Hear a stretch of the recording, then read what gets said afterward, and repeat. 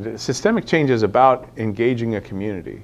And one of the things that I've found really useful is it's called a force field analysis. And I've heard it attributed to Benjamin Franklin. And the idea is you take a piece of flip chart or whiteboard or something and you draw a line, vertical line, that represents the status quo. And then you start drawing all the vectors, all the arrows that are pushing in. This would be the positive direction because left to right, you know, like we read left to right. So all the things that are moving us in the right direction go on this side as arrows, and the things that are inhibiting movement in that direction go on the other side.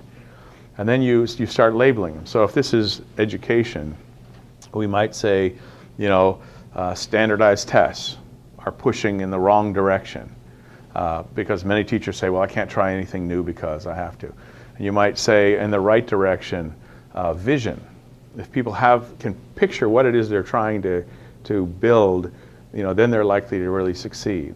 And then, you know, on the other side, you might have money, or actually you end up finding that some of these things really are a spectrum, and it could land on either side. It's the same issue, but it could land on either side. But the point is to sit down with a group of people and identify the things that are likely to move things in the right direction, likely to hold things. And then you can develop a strategy that actually enlists the talents and energy that people bring to the table. So you might have somebody who says, well, then I would just sit down and say, okay, so who can do what to change this picture, to make these arrows bigger or heavier, and to make these arrows smaller? Somebody would say, well, I'm a really good writer. I could do a newsletter.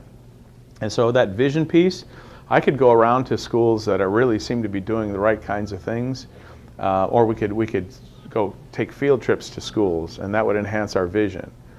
And then, you know, to reduce resistance or fear of failure is often one of the things that's out there. So, you know, maybe you can develop an administrator who can say, well, you know what, we could tell people that, you know, it's okay to try things. Not everything has to work. And so you end up looking at all those arrows, and then you end up building strategies that change that. And I picture that vertical line as being on a little wheel.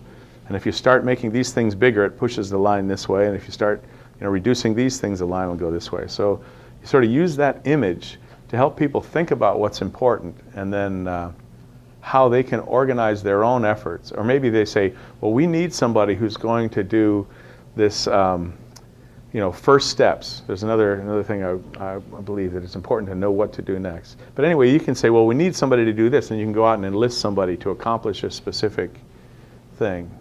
So that's just one strategy that I think is useful that systemic reformers ought to think about.